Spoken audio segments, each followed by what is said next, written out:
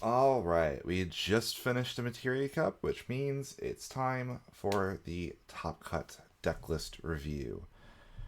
Um, really interesting top 16. Very diverse, actually. Much more diverse than I really expected.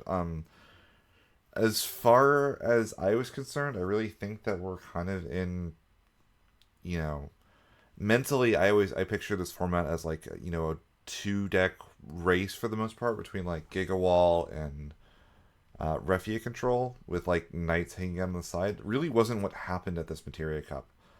Gigawall and Refia control obviously had a lot of representation, but in knights had a couple top cut finishes as well. But there's a lot of really cool other decks that showed up. So naturally, let's go over. We got to start with the winner, which is a Refia control list. This is effectively a variant on again what I call the Air Refia deck, and we have unlike Air, we found room to max or to get like the Levy sixes in. We kept the Bosch. We dropped the Ferris. We dropped the Lightning target to make room for the Shantoto. But otherwise, this is very close to the Refia list. Interestingly, we're on two Titus, two Leo. And that's a bit of a big change, actually. I might need to consider that myself now that I think about it, because being able to Titus twice is very powerful. And I consider it to be the actual win condition of the Refugee control deck a lot of the time is get ahead and then tease for the win. So a very smart change. Mike has several games on stream if you want to see this deck in action. Very strong, piloted by an incredible player. So let's get into some of the more interesting deck lists, though, things that we haven't seen. Also, if you want to talk more about the Refugee control, go check out my deep dive uh, on my channel. And like, subscribe while you're on the way there. So we have Ryan Chen, who got second. And Ryan's list, this list absolutely, I would say the F word, but I'll keep this somewhat family friendly. This deck slays. This is absolutely a slaying deck. So this is Mono Earth Chaos Arc. Let's talk about this a little bit because there's a lot of really cool techie things. So we're on 3 Leo. So if you haven't seen kind of what Leo does, Leo kind of becomes an alternate win condition for Mono Earth right now. You can kind of ramp backups very well in the deck. Claris has a lot of good king targets. One of them is Epitaph. Epitaph allows you to find any Crystal Chronicles forward, add it to your hand. So if you have 5 backups, one of them plays an Epitaph. Epitaph gets Leo. You can then go Leo, Warrior of Light into Titus, and you now have kind of won the game at that point. If there's interruption on the Leo, it's a little trickier, but that's fine because your opponent probably is spending more to stop the Titus than you've spent to get the Titus into play. And that becomes a really interesting dilemma for decks to deal with. And what ends up happening is, this is the way the games that I played against him played out. Even if you're both ramping, he's putting pressure on you to act, and when you're acting against him, the Chaos Arc stuff is really good. But if you dirtle even the slightest, Leo Warrior of Light Titus says, you can't dirtle, I'm going to kill you. But if you don't dirtle and you commit, Chaos Arc, Shadow Lord, Genova Synthesis, Shantoto.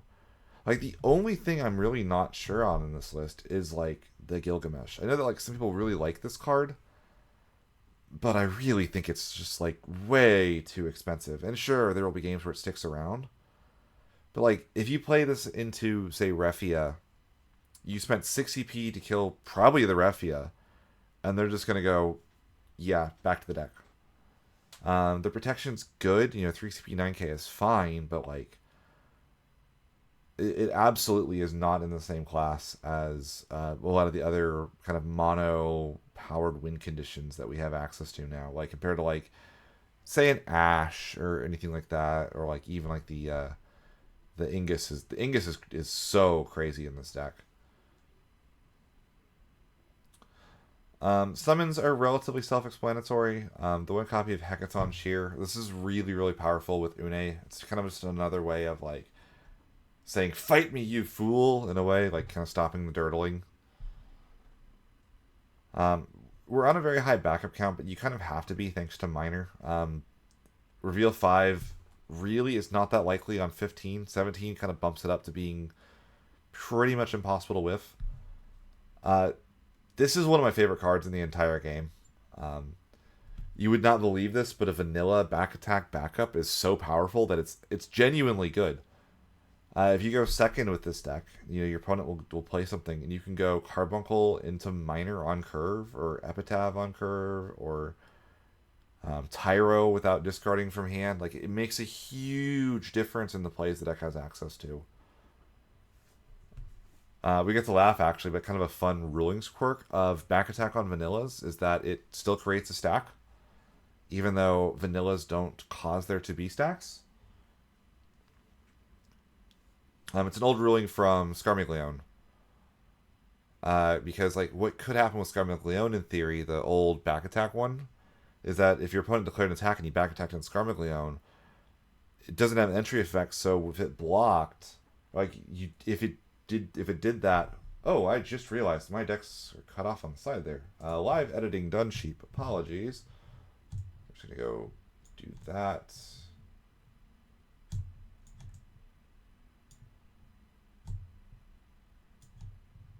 Hopefully that works.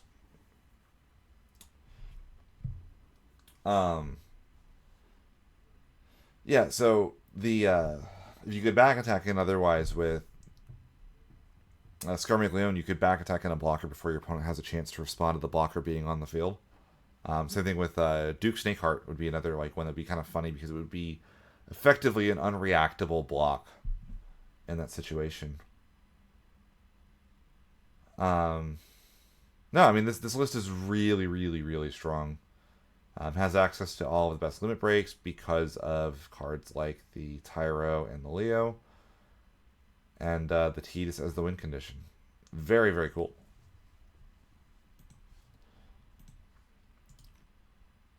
One of our other decks we have is this list, which is Fire, Ice, Water, Gigawall. It's pretty self-explanatory. This list hasn't changed that much. Lena has started sneaking in as additional Warrior of Light targets for Arya and Sarah. And she's just like a decent hit off of Warrior of Light. I'm really kind of starting to think the water in these lists isn't pulling its weight. Like, Onion Knight is nice for like upping the lightning count for like maybe like actually casting Zeromus, which is like one of the best cards in the deck. But outside of exactly searching Warrior of Light, the water cards don't really do that much for these decks a lot of the time. Onion Knight's like an above curve body that like can kind of be sticky if you have a backup hanging around. But other than that, I mean, some stuff I really like. I really like Vincent and Gigawall. I really like when you can use Gigawall as a method by which to attack your opponent's resource game. And Vincent is a really frustrating card to play into. Which is good. The Cyan, so you have a board clear, Ferris, Aromas. All of this is relatively standard otherwise. I do wonder if this Remedy is a bit of a gimmick. And I get that, like, Remedy gives Mute an extra target, and having access to the Remedy can get Sid Randell to 7k, which does matter. Having an 8k and an 8k is a very big deal compared to having a 4CP 6k. But I almost wonder if the one that like punishes searching is better, because like every deck searches.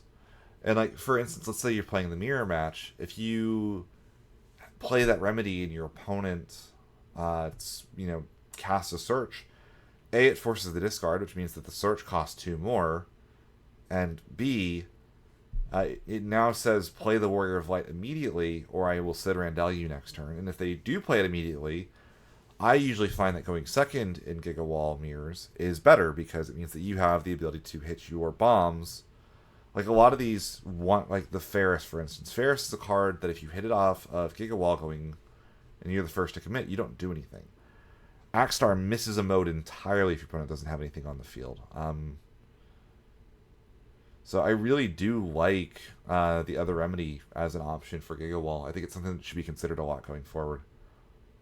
Crystal Bahamut's in here to deal with opposing Citarandells. Makes a lot of sense. Again, I really don't like the Tyvis builds because the Tyvis builds do not have a way to deal with this card. And I cannot believe people are so greedy to not run one copy of a summon to deal with this card.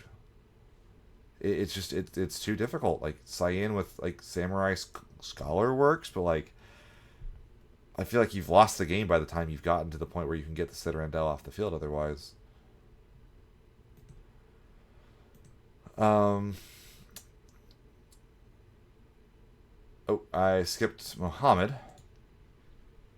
So this is Earth, Water, Chaos Arc. I helped a little bit with the construction on this list. I had the input on like the second Siren, among other things. This list is really cool. I really like the immediacy of Man in Black.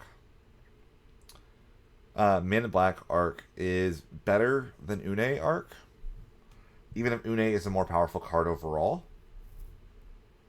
But in this situation, we don't need the higher power level necessarily. We need the immediacy of, hey, I need the Arc and I need it right this moment. And Man in Black gives that while Une doesn't, which is a big deal actually. We have access to Cloud LB because of him. Just it makes a lot of sense the more you think about it. 2 copies of Garnet.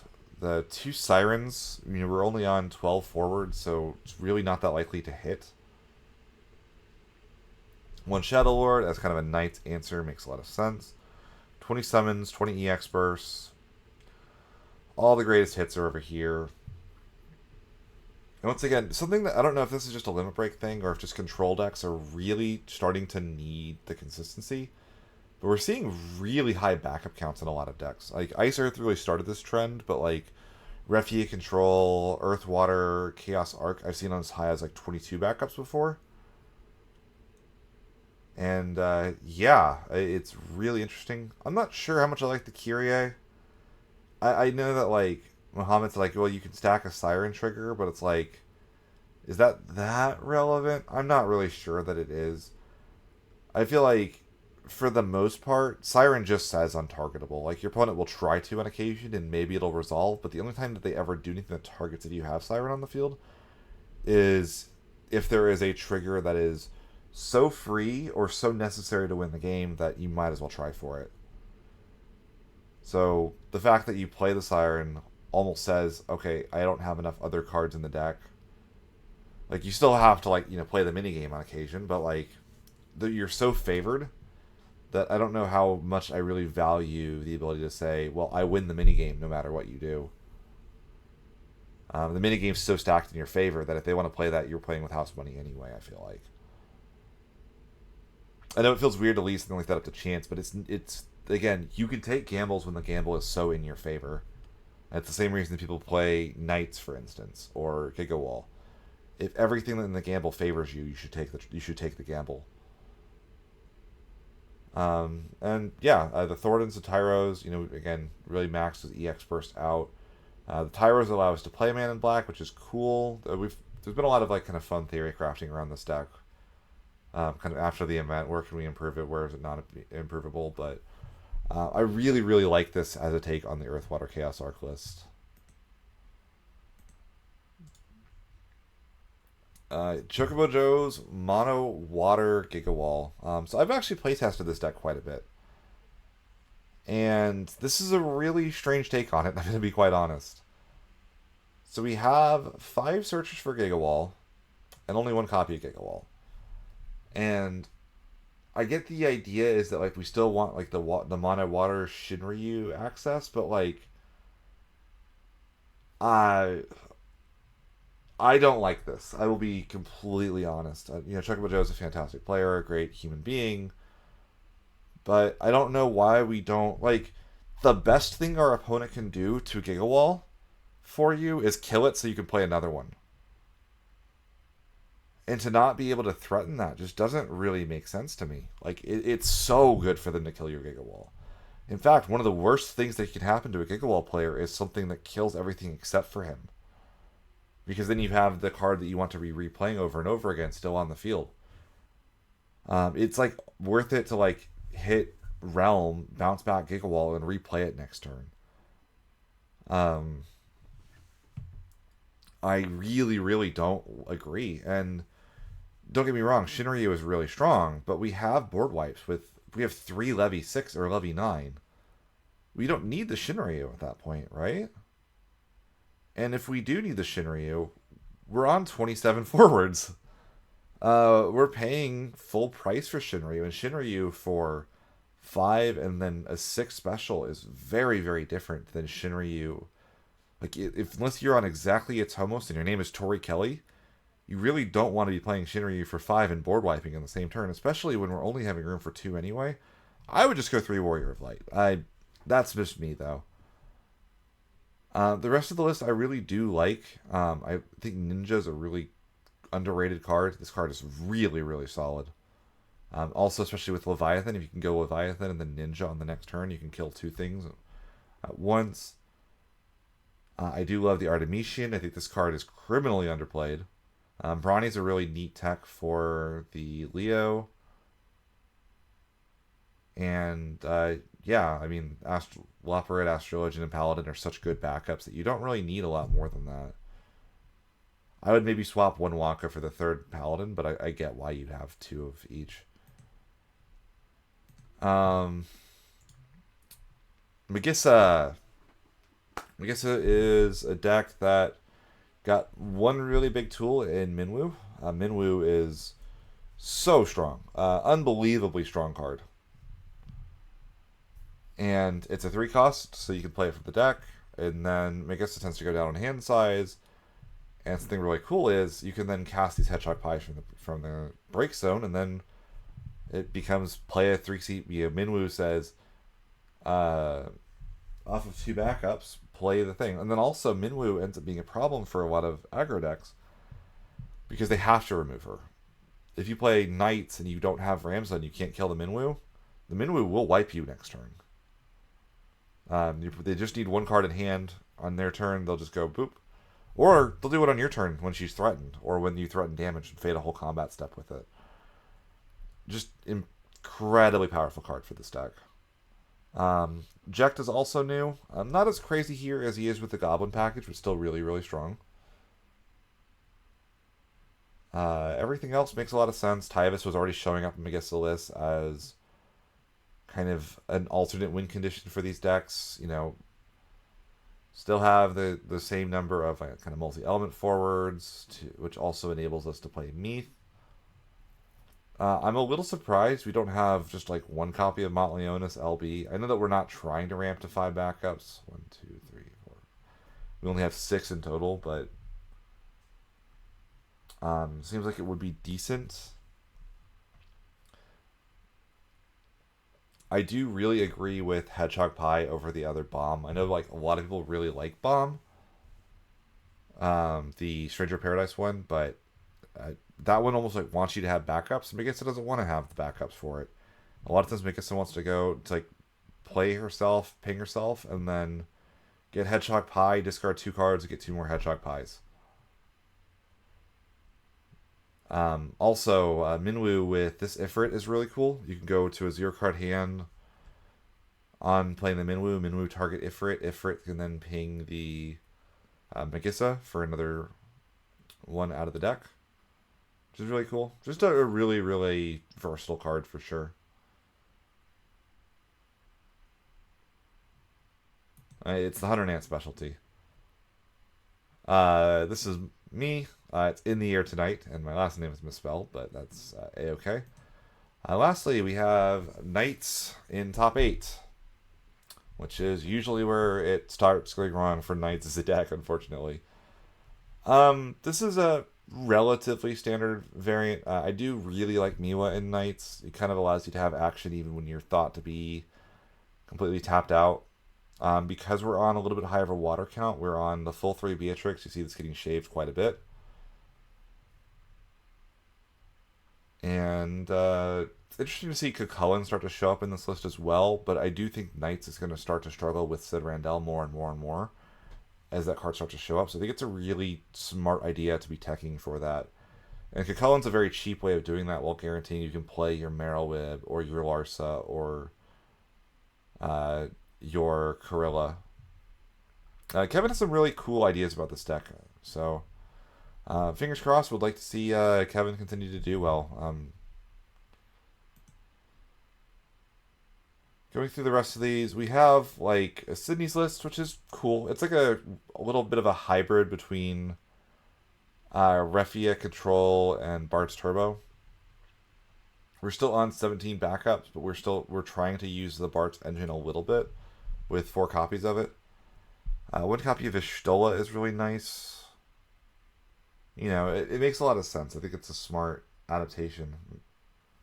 No copies of the Arc has allowed us to make room for a couple other things so we can play the Arc backup, which is really nice. No King Tycoon, but you see that also means our EX burst count is going from 24 in my list to 14 here, which makes a big difference if you expect to see a lot of aggro. So it's a neat list, still very good. You know, again, only 1 Tyro. We're really trying to get those multiple Warrior Fight backups. This deck will be a lot better at getting 4 Warrior Fight backups so that Refia draws much more easily. But the deck is slower. You do have to keep that in mind. We have John Schreiner, who has a different take on Mono Water Gigawall.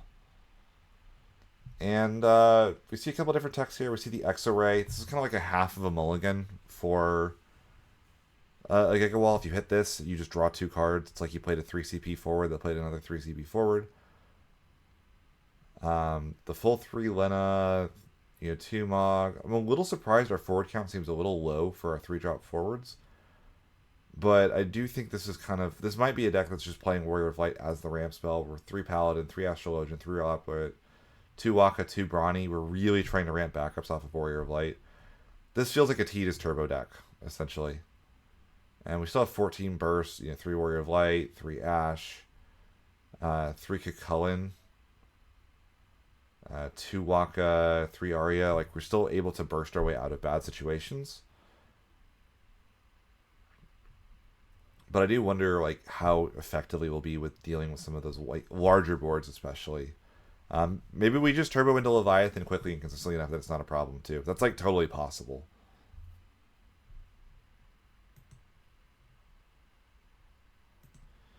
Abraham, this was Mono Fire Gigawall. Some interesting stuff here. Crimson Hound showing up as a Sid Randell out.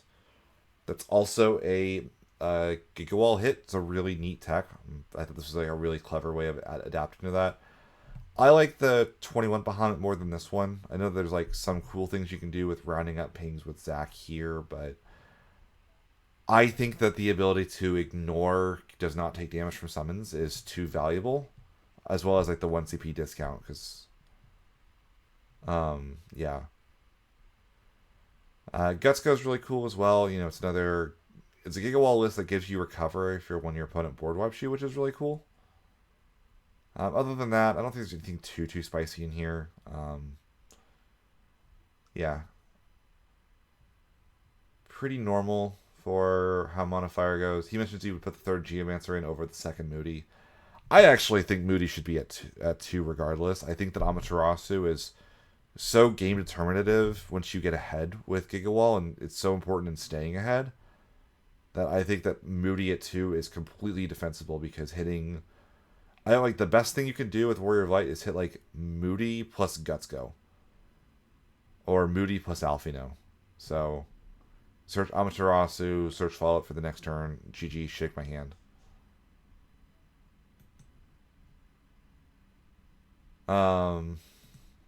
Jason.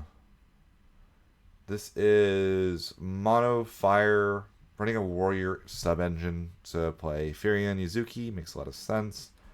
We'll run the Goblin package, which helps enable Jekt. Only on 2 Jekt is surprising. I can't believe that should be 3, I feel like. We're just kind of out of space, though. Like, we're not playing even cards like Brynhildr, which are really, really strong in Mono Fire. Marilith's a card I'm actually surprised to see showing up, as well as Terra coming back in a little bit. That's very nice as well. One other small thing, I really like having... I know the card has no text, but Carla... Making sure, like, if you draw Mutsuki plus Miyu, or you draw Mutsuki to start, and then you draw the Miyu. I know that Miyu can search Miyu, But you getting even a blank second backup makes such a big difference for getting to the Montleonis that I think it's almost like mandatory to do that. So, just like kind of something small to keep in mind. Other than that, I think there's a lot of really cool things here. I do really, really think that the Tyvis, Guy, Joseph, Furion line is underrated. So if you for the uninitiated, you play backup, then you play Tyvis, then you pitch 3 to play Guy. That's 3 characters on field. Guy then plays Joseph from the deck. Joseph searches the Furion, and then Tyvis deploys the Furion. You get to attack with the Furion and draw a card. You now have 2 backups, 3 forwards, and you're drawing an extra card every turn. It's really potent.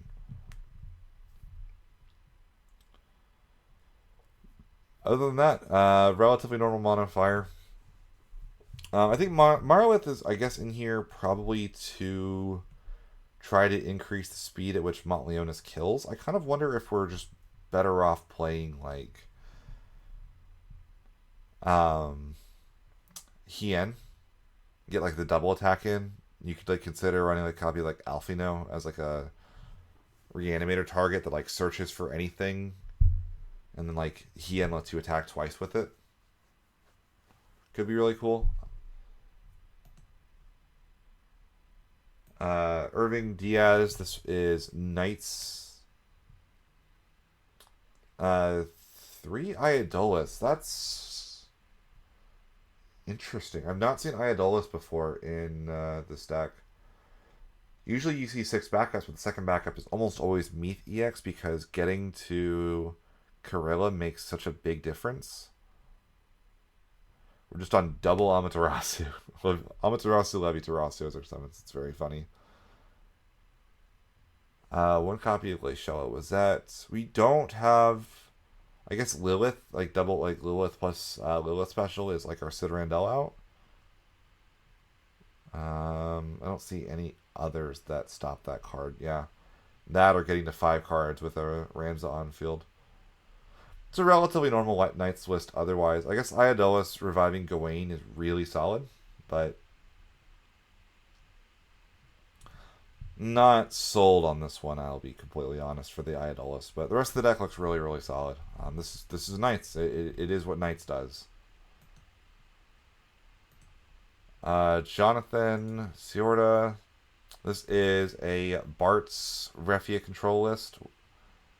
We're on Arc 18.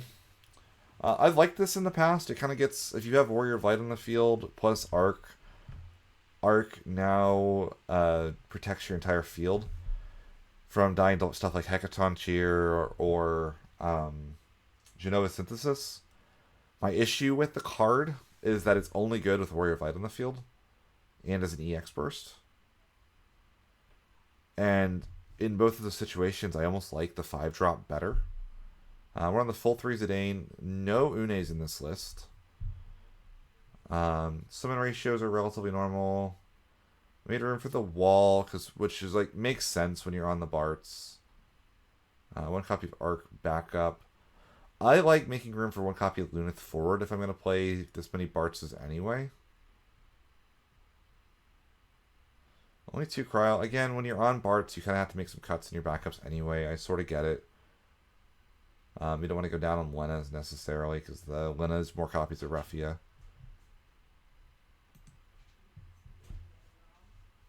And Sam Tool, this is a multi-element mono earth, which is interesting. So we have cards like Riku at 3 in here. Again, we're just ramping backups as quickly as we can so that cards like Riku and Leo can kind of teed us into winning the game for us. Shoutouts to my boy Noctis. What are you doing in here, buddy? How did you find a spot? But it makes a lot of sense. It's such a strong card. It's such a strong payoff that I really like it in here. Alongside cards like the Sonon. You know, we have the ability to Noctis Sonon, which is hilarious. You can kind of kill 2 things at the same time. Because Noctis is not only on your turn. If you back attack something in, it still works.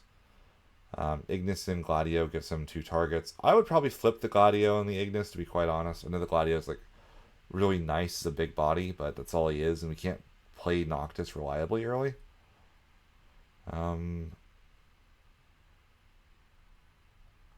It's a cool list, though. I really do like the creativity, and it's fun seeing cards like Riku.